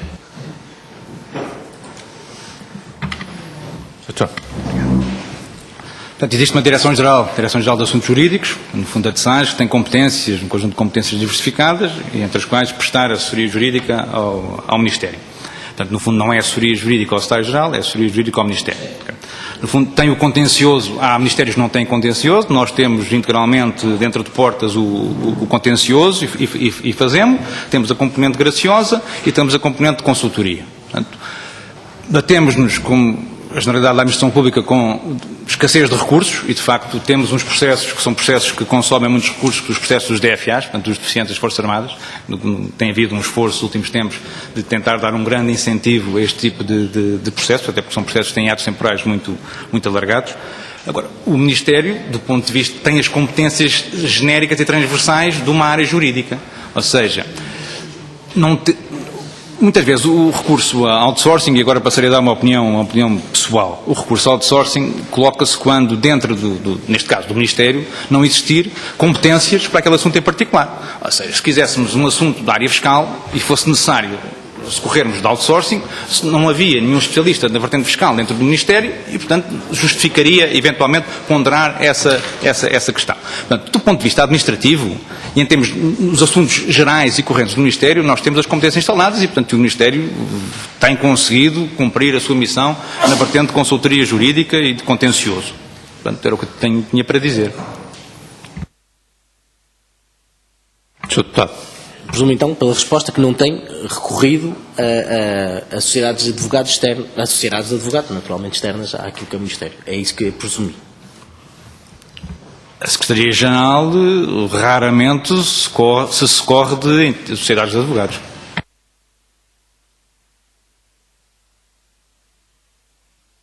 Sr. Deputado. Muito obrigado, Sr. Presidente. Só uma outra pergunta que queríamos colocar tem a ver com os contratos de Panduro. Estes já são transversais e que já temos atos administrativos praticados no âmbito do seu exercício de funções. No que diz respeito aos contratos de Panduro, nós sabemos que os contratos de aquisição de viaturas blindadas de rodas foi suspenso. Nós queríamos perguntar como é que está este processo, quais foram os desenvolvimentos tidos por parte da Secretaria-Geral sobre esta matéria. Obrigado, Sr. Deputado. Esse processo não é da competência da Secretaria-Geral. A Secretaria-Geral não teve qualquer intervenção nesse processo. Muito bem. E mesmo relativamente às contrapartidas, o seu acompanhamento, não tem havido nenhum desenvolvimento por parte da Secretaria-Geral sobre esta matéria? A Secretaria-Geral tinha competências, anteriormente, quando existia a Comissão Permanente, de acompanhamento jurídico à Comissão Permanente. Desde que foi extinta, não houve qualquer intervenção no âmbito das contrapartidas. Em nenhuma forma, isto é, em nenhuma forma o Secretário-Geral foi chamado relativamente ao processo de contrapartidas sobre esta matéria? Não. Sr. Presidente, as perguntas estão terminadas, salvo erro, a nossa consideração final tem apenas a ver com alguma consideração mais política que não vou pedir que responda, mas tem a ver com os pagamentos e os recursos existentes. O PCP desde 1998, há cerca de 16 anos, que alerta que aquilo que são os custos e com a lei de programação militar são custos excessivos para aquilo que são as condições e as necessidades do nosso país. E, portanto, quando nós dizemos que havia a possibilidade de utilização mais parcimonial daquilo que são os recursos públicos na aquisição de alguns equipamentos, nós temos em conta que é preciso equipamentos militares para a defesa da soberania nacional, mas há com certeza equipamentos que são de duvidosa utilidade para aquilo que é o interesse nacional e cujos custos são também de consideração se são ou não sustentáveis. A nossa consideração que aqui fazemos ao longo desta comissão tem a ver com essa perspectiva de considerarmos que há equipamentos que são naturalmente excessivamente caros para aquilo que são as necessidades e as possibilidades do nosso país, já o dizemos desde 98, e portanto temos essa consideração. Uma outra questão que foi colocada ainda hoje de manhã diz respeito à atualização dos modelos de financiamento da aquisição dos equipamentos militares. Não sei se o Sr. Secretário-Geral poderá avançar alguma evolução recente sobre esta matéria. O que nós sabemos é que, na altura, por opção, optou-se por um modelo de leasing com um grupo bancário, um banco em concreto, optou-se por um leasing em que hoje de manhã foi dada nota que relativamente àqueles que são os grandes contratos, os grandes programas de aquisição de equipamentos militares, nomeadamente os submarinos, salvo erro, os Panduros, as grandes despesas, foram celebrados os contratos de financiamento com base num leasing em que um em cada 7 euros de despesa revertia diretamente para a banca como custo de financiamento.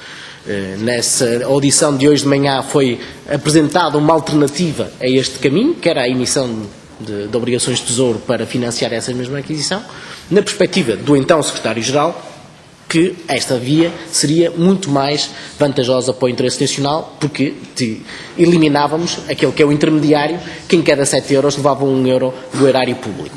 E, portanto, nós entendemos que esta é uma questão importante e, nessa medida, também colocar-lhe saber se sobre esta matéria houve alguma evolução ou a situação em que encontrou o Ministério foi só mesmo continuar os pagamentos tais como estavam programados ou se houve alguma alteração. Era a pergunta final e queríamos desde já agradecer as suas perguntas, as suas respostas, aliás. Muito obrigado, Sr. Deputado. Sr. Doutor, não sei se quer fazer um comentário a este comentário final. Sr. Deputado Jorge Machado, por favor. Darei duas notas. Portanto, a LPM, do conhecimento que eu tenho, vai entrar em processo de revisão e, portanto, no fundo, a Assembleia da República será chamada a se pronunciar de forma muito significativa, como é lógico, sobre os desafios que a LPM deve abraçar no futuro. Quanto aos modelos anteriores, não os conheço em pormenor para conseguir falar sobre eles e, portanto, não vou tecer qualquer comentário sobre esses modelos de financiamento. Obrigado. Muito obrigado, Sr. Doutor. Terminamos aqui a primeira ronda de perguntas. Não sei se alguém quer usar da palavra na segunda ronda. Partido Social Democrata pretende, Sr. Deputado António Proa. Faz favor.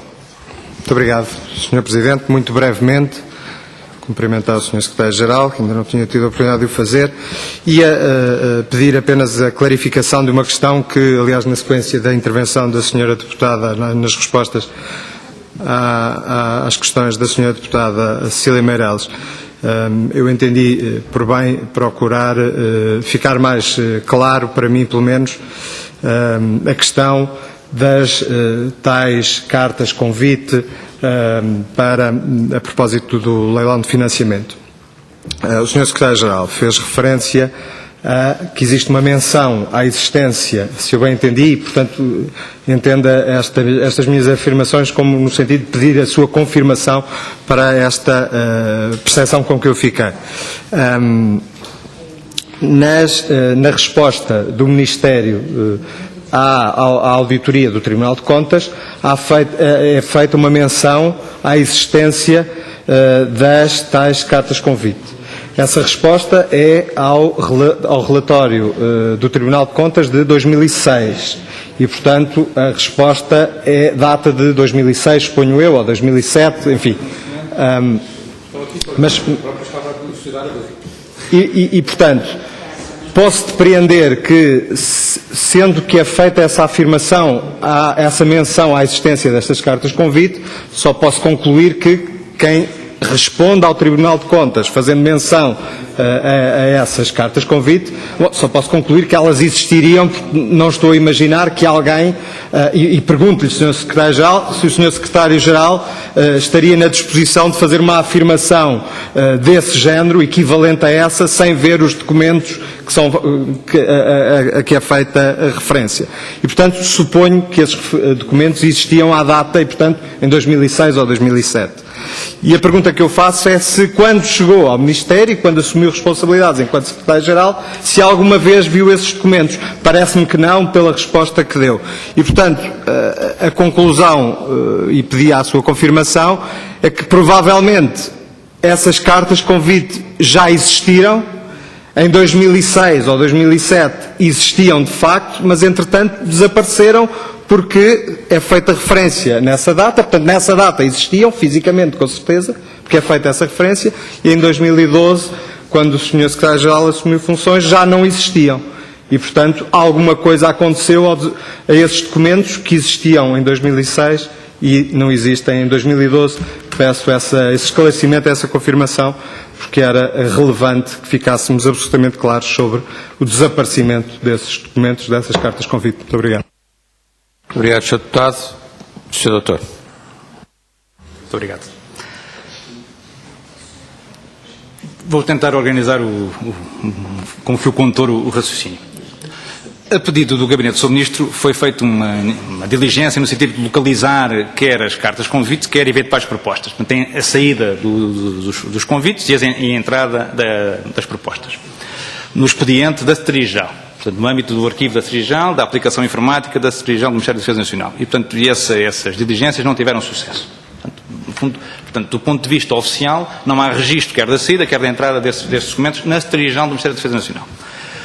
A menção que foi feita, e portanto já mudando para um ponto número 2, no fundo, foi aqui lido um ofício do Secretário-Geral então, em que respondia ao Gabinete do Sr. Ministro, dando nota de que remetia em anexo um draft elaborado pela Sociedade de Advogados, no qual se subscrevia o draft, e portanto, o draft era o draft que constava da Secretaria-Geral, como eu referi, que não tinha nem cabeçalhos nem rodapés, portanto, constava da aplicação sem qualquer cabeçalho, sem assinatura nenhuma, sem nada. Eu fiz a diligência junto do Gabinete do Sr. Ministro, sabendo se este draft de facto tinha chegado, tinha saído, tinha sido classificado, o que é que me conseguiam dizer sobre este documento. E o Gabinete do Sr. Ministro confirmou-me que de facto não tinha sido classificado, e portanto era um documento normal, de acesso normal, e normal aqui entre comas, e tinha sido utilizado o draft pelo Ministro na data de 2007, portanto 17 de maio de 2007, como resposta ao contraditório do Tribunal de Contas. Quer dizer, mais ilações do que isto, eu não irei tecer. Obrigado, Sr. Secretário-Geral. Segunda ronda, Partido Socialista. Sr. Secretário José Magalhães. Sr. Presidente, é um pouquinho em conexão com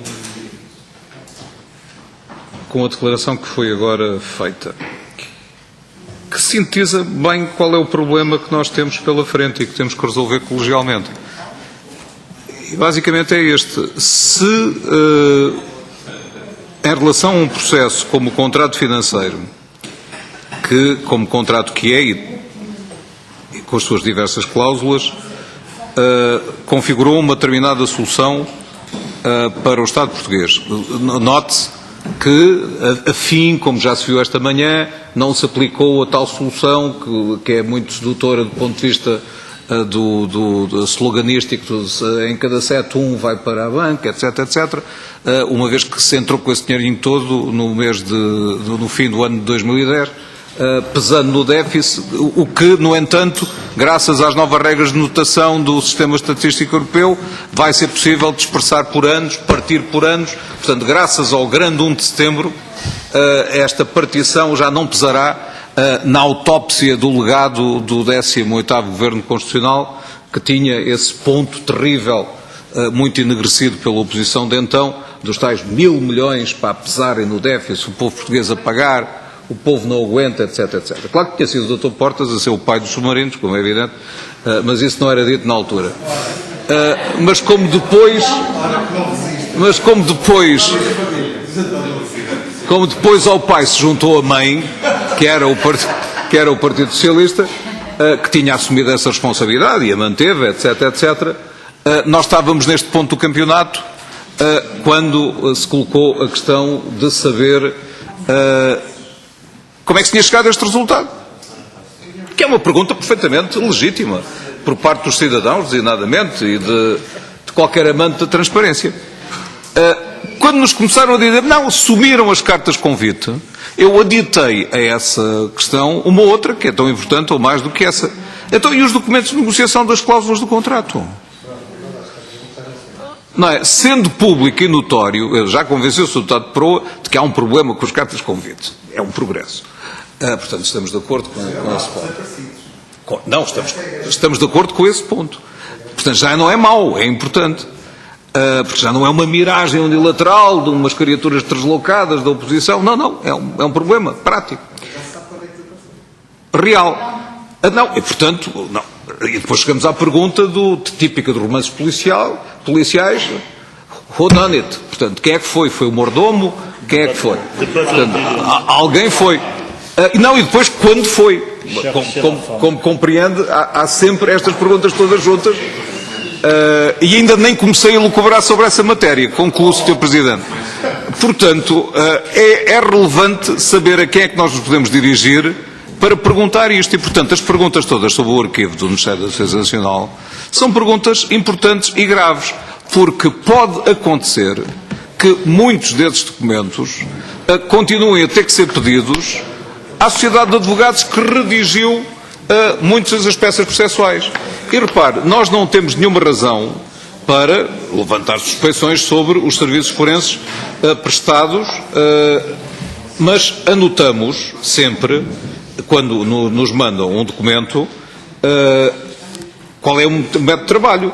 E quem viu a folha de serviços e, no fundo, a fatura apresentada pela Servo Correia e Advogados, verá que estão faturados e com itens, portanto, desagregados, estão faturados a cada um dos atos praticados.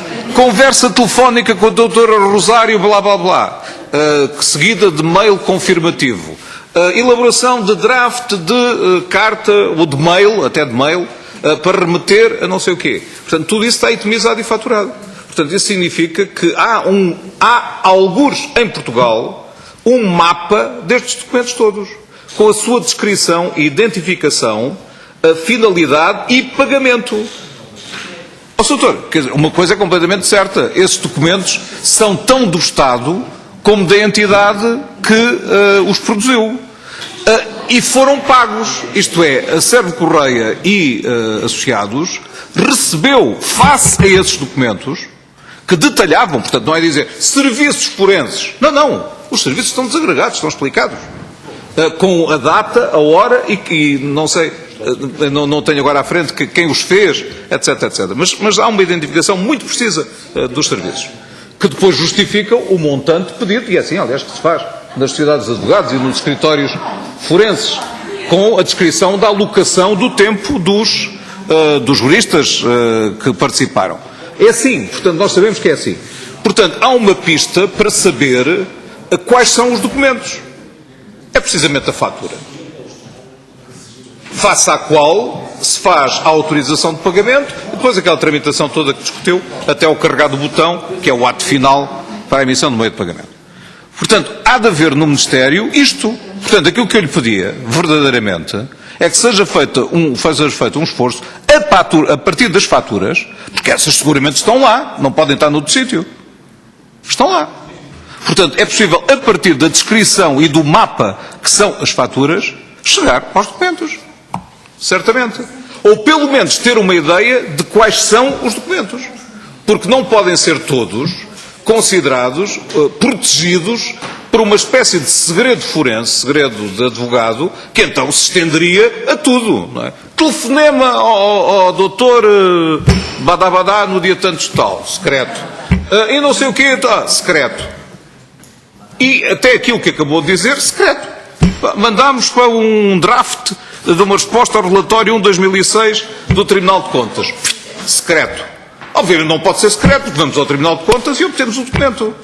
Como é evidente, não é? Não havendo... Se é que já não está cá, porque eu acho que nós pedimos... Já o temos aqui, o draft foi entregue agora. Agora uns documentos... Chegaram os documentos associados aos registros e aos relatórios da auditoria. Portanto, eu deixo esta questão com este proviso. Ainda não vi os documentos que chegaram há poucos minutos aos serviços da Comissão. Mas esta pista parece-me perfeitamente correta e, de resto, consensual na Comissão. Se é possível, a partir deste mapa, obter uma lista, então acaba-se com essa situação de se dizer, não, por amor de Deus, não me peça uma coisa que eu não sei se existe. Não é? Ou seja, eu só lhe peço aquilo que agora sei que existe, porque tenho a folha de controle da Sociedade de Advogados que prestou o serviço. Certo. Estava só eu a dizer, Sr. Deputado, antes do Secretário-Geral responder, como é evidente, que essa documentação pode, como qualquer outra, obviamente, ser pedida. Não sei se resolve o outro problema, que é da tal matéria, abrangida ou não pelo sigilo profissional. Portanto, não sei se o facto de sabermos que ela existe nos permite chegar a ela, quando muito permite-nos saber que existe, mas porque depois temos o outro problema à mesma, diria eu. Em relação ao tal draft, quer dizer, o Sr. Secretário-Geral já nos disponibilizou e ele estará já digitalizado e a chegar aos mails de cada um dos seus deputados. Portanto, tudo aquilo que o Sr. Secretário-Geral foi referido aqui estará neste momento já digitalizado pelos serviços da Comissão e a chegar ao mail de cada um. Sr. Secretário-Geral. Muito obrigado. Portanto, eu diria que o processo de despesa, podendo ser uma pista e podendo ser um elemento importante, poderá também não o ser. Ou seja, temos de ver caso a caso. Porque geralmente no processo de despesa o que é que temos? Alguém que solicitou o serviço ou interagiu com o serviço ou com a entrega de bens, justifica que o bem foi entregue ou que o serviço foi prestado. E, portanto, não há nenhuma fatura paga sem que haja essa menção na respectiva fatura. E, portanto, é natural que todos os documentos de suporte ao processo de despesa tenham a menção de alguém, a confirmação de que o serviço foi prestado, mas que seguramente não terão, no processo financeiro, os documentos do serviço efetivamente prestado. Portanto, os drafts e afins não estarão apensos ao processo de despesa. Mas poderá ser uma pista para localizar. Muito obrigado, Sr. Secretário-Geral. Segunda ronda ainda. Se puder formalizar por escrito, eu agradecia e deliberamos amanhã. Temos outros requerimentos pendentes, já de resto. Temos um até inclusive de despesas relativamente aos escritórios de advogados. Penso eu, do Bloco de Esquerda, já formalizado por escrito. Tenho essa ideia, portanto, não sei se não repetirá até o requerimento anterior. Segunda ronda, CDS-PP pretende usar... Sr. Presidente, só porque já muito foi dito nesta tarde, mas eu de facto, eu quando ouvi o Sr. Deputado José Magalhães dizer que em 2009 o Governo muito foi criticado pelos 1.000 milhões no déficit, 2010 pelos 1.000 milhões no déficit e tudo o que aconteceu, quando na realidade ninguém sabia, mas eram os submarinos do Dr. Portas, ao Sr. Deputado José Magalhães. Toda a gente sabia. É que o Sr. Deputado disse, não, mas na realidade nós levamos com as culpas e a culpa não era nossa. Sr. Deputado, eu ouvi isso à exaustão. Eu passei meses da minha vida a ouvir isso todos os dias, de manhã, à tarde e à noite. E, portanto, eu sei que nós temos, às vezes, poderemos ter tendência para olhar para nós próprios como vítimas, mas o Sr. Deputado e o seu partido terão sido vítimas de muita coisa. Agora, de terem sido injustiçados como os responsáveis pelos submarinos, parece-me francamente já um bocadinho excessivo. Já um bocadinho excessivo. Mas só para dizer, bom, em conclusão, há duas coisas, creio eu, quanto a documentos que nós sabemos.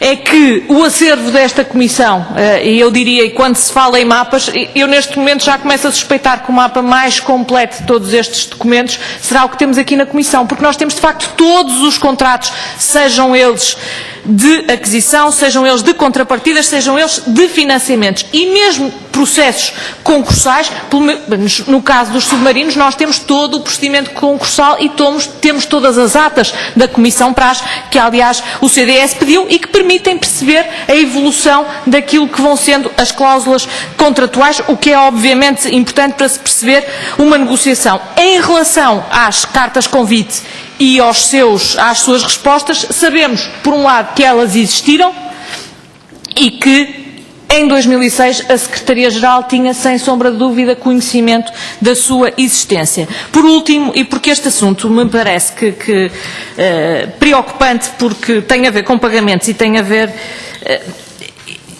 Eu gostava de perceber e que me garantisse, eu creio que já tem garantido, mas que me garantisse o seguinte: a minha questão aqui não é tanto se a Secretaria-Geral tem o original do contrato ou não tem o original do contrato. A minha questão aqui é se quando a Secretaria-Geral paga uma fatura foi verificado que aquela fatura foi emitida com base num contrato válido e que foi verificado se o bem ou o serviço foi prestado ou entregue e se, conforme acordado, se está em boas condições. Ou seja, se me disser assim, é a Direção-Geral de Armamento em muitos casos que faz isso, manda instruído a dizer que está tudo conforme e nós pagamos, eu não vejo problema nenhum. Eu preciso é da garantia de que isso é feito pela Direção-Geral ou pela unidade orgânica dentro do Ministério a quem compete. Obrigado, Sra. Deputada. Só salientar, dentro do universo do Ministério da Defesa, naturalmente, porque quem tem que verificar isso tem que ser de uma unidade orgânica do Ministério, como é óbvio. Obrigado, Sra. Deputada. Sr. Secretário-Geral. Muito obrigado. Faço à documentação, importa dar nota também, não sei se a Comissão conhece, mas a PCM tem arquivo sobre esta matéria, um arquivo bastante extenso, não sei se tem esse arquivo à disposição ou não, se foi solicitado, mas eu fui contactado em particular pelo seu diretor do CIAP em 29 de outubro de 2013, dando nota de que teria necessidade de localizar o arquivo. Okay? E, portanto, ou estaria no fundo do MDN ou estaria na PCM. Incitámos um conjunto de diligências e verificou-se que estaria na PCM e o Sr. Secretário-Geral da PCM disponibilizou cerca de 1.500 folhas de arquivo sobre estas matérias e, portanto, é uma nota também face à documentação existente, que existe documentação na PCM. Eu deixarei o e-mail, não sei se é relevante ou não, Sr. Presidente. Muito obrigado. Quanto aos procedimentos instituídos, a Secretaria-Geral do Ministério presta os tais serviços partilhados a algumas direções-gerais, não presta a todas. Portanto, no fundo, nós temos o papel de coordenador do programa orçamental, o programa P6 é coordenado por nós, mas a coordenação é uma coordenação geral, quer dizer, não vai ao pormenor do processo a processo. E depois prestamos serviços partilhados para algumas entidades do Ministério. A Direção-Geral de Armamento e Infraestruturas da Defesa é uma dessas entidades para as quais prestamos os serviços partilhados. E, portanto, dos procedimentos que estão em vigor, não há nenhum pagamento sem que haja uma garantia de que o serviço foi prestado ou o bem foi entregue nas condições contratualizadas. E, portanto, obviamente, no caso de uma Direção-Geral distinta da Secretaria-Geral, é feito na própria fatura, a dizer, os bens foram entregues, então, em condições, nas condições contratadas, uma menção dando nota de que estão em condições para pagamento. O próprio Diretor-Geral autoriza, posteriormente, o pagamento. E, portanto, esta questão da salvaguarda da tramitação do processo está garantida. Muito obrigado. Na segunda ronda ainda, PCP não pretende, portanto está, não havendo ninguém inscrito para a terceira ronda também, está... peço desculpa, Sr. Deputado, faz favor.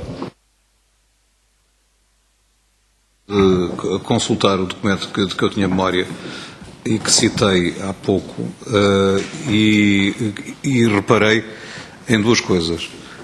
É por isso que é complexa a matéria e é por isso que a Sra. Deputada Cecília Meireles não deve ter andado longe da verdade quando disse há pouco que provavelmente no fim deste inquérito nós teremos aqui um arquivo muito considerável e a sua disponibilização em si já será um serviço público não realizado até agora.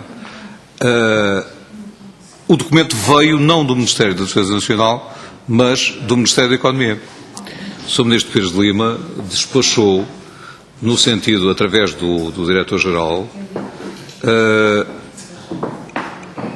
despachou o Dr. Artur Lamy, que nós já aqui ouvimos, despachou enviando os documentos produzidos pelo Ministério da Defesa Nacional, Direção-Geral de Armamento e Equipamentos de Defesa, são vários anexos, 1, 2, 3, 4, 5, 6, 7, 8, 9, 10, 11, anexos esses que têm as tais faturas detalhadas da Servo Correia e Associados, que foram enviados para o Ministério da Defesa Nacional, Avenida da Ilha Madeira, número 1, 7º piso, portanto, que presumo que é a sede da Direção-Geral, onde os serviços estão assim detalhados e é muito interessante ver que não há correspondência entre a data em que foram produzidos e a data em que são faturados e pagos. Exemplo, eu bem me lembrava da tal conferência telefónica com a doutora Rosária Castro, ficou na cabeça de hoje, sabe porquê? Mas tem coisas do género: almoço com o embaixador Pedro Catarino, questões pendentes no domínio das contrapartidas. Total das horas usadas para essa fatura, 6 horas. E depois tem a descrição muito detalhada, que eu vou, aliás, citar, no ofício, é o anexo 2, enviado pelo Ministério da Economia, portanto. É com espanto que verifico que consta da listagem de serviços prestados um almoço no dia 4/10, em que são contabilizadas 6 horas de trabalho de 3 juristas do fim da sociedade. O que se passou foi que um daqueles juristas me convidou para almoçar. No almoço tomaram também parte a doutora A e B, falámos de generalidades e trocámos impressões de caráter genérico sobre a relação da CPC com a Sociedade de Advogados. Não coloquei qualquer questão, nem solicitei qualquer parecer profissional no decurso do almoço em causa. O almoço não foi minha ideia, nem correspondeu a qualquer interesse da minha parte, nem pedi para que não participassem as doutoras A e B. Com efeito, o que se passou e que me pareceu ter sido o objeto inicial do almoço foi o interesse manifestado pelos 3 juristas em continuar a manter no futuro a relação profissional com a CPC. Considero, pois, um abuso e deontologicamente reprovável que a sociedade venha pedir o pagamento de honorários pelas 2 horas que os 3 juristas passaram comigo em amena cavaqueira. Considero esta atitude moralmente inaceitável e que não abona nada a favor dos juristas em causa, dos quais se esperaria uma conduta irrepreensível, tanto mais que vêm prestando serviços à CPC desde longa data. Portanto, graças à política de transparência do Dr. Pires de Lima, nós vimos a saber em que é que consistiu a tal quebra de confiança a que eludiu o Sr. Embaixador com muito recato, e eu, quebrando esse recato, mas lendo o documento, acabei de perceber também porquê. Eu e toda a gente. O que para mim é uma vitória da transparência e uma vitória também desta Comissão e do trabalho feito pela Comissão, porque foi por termos pedido o documento que ele apareceu, e se tivéssemos estado calados, ele não apareceria aqui a tocar piano sozinho, pé ante pé, não é? Portanto, eu digo isto só para chamar a atenção para que isto que muita gente declara com um certo desprezo, os arquivos e tal, os arquivistas, os ratos de biblioteca, etc. Nós vemos esses ratos um inestimável trabalho de preservação da memória histórica e logo das condições de accountability numa república democrática. Não é? Nesse sentido, eu reforçava a ideia de que seja feito o tal esforço de pesquisa a partir destes documentos, que já agora em fraterna solidariedade podemos partilhar com o Sr. Secretário-Geral, para servir de roadmap, porque não são confidenciais, são documentos da Casa, na verdade, não é? Portanto, é um regresso à Casa, com reenvio parlamentar, e é um bom ponto de partida para descobrir aquilo que nós precisamos descobrir. Portanto, era basicamente isto, Sr. Presidente, e utilizei esta forma não para fazer uma pergunta, mas uma sugestão e um pedido que nós, se quiser, formalizaremos, mas que agora podemos formalizar melhor face à informação que nos deu e aquela que, entretanto, nós conseguimos descobrir. Muito obrigado. Muito obrigado, Sr. Deputado. Eu não tenho mais ninguém inscrito nesta terceira ronda, penso eu, não vejo nenhum sinal. Queria só, Sr. Deputado José Magalhães, dizer que essa sua interessante última intervenção, eu estou de acordo consigo, ainda que demonstres também uma coisa, que é muitas vezes, mesmo quando não se consegue localizar o documento, é a conjugação das duas coisas é que nos pode levar a um resultado, ou seja, a conjugação do pedido de prova testemunhal e dos depoimentos com depois a busca minuciosa e, evidente, quando há condições de a fazer, eu cumprimento também por isso, eu não tinha visto ainda esse detalhe, mas, portanto, é a conjugação das perguntas que aqui foram feitas, que nos permitiram perceber que tinha havido a quebra de confiança, para depois fazer a procura da documentação. Portanto, uma coisa não exclui a outra e ambas são úteis, não forçosamente igualmente úteis, não é? E é indiscutível que, obviamente, a busca minuciosa e estou absolutamente de acordo consigo, que mais não seja, este acervo documental será relevante em termos futuros.